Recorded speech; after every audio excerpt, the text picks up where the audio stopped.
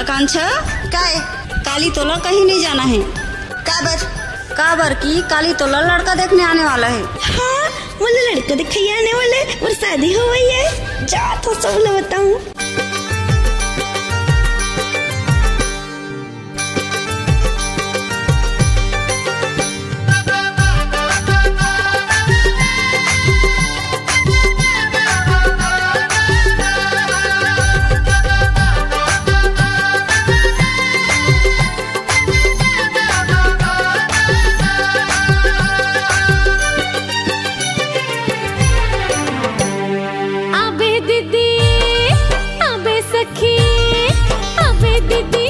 सखी आबे भौजी आबे वो आके मोरो घर में काली मंजे निया खाबे वो काली मोर घर में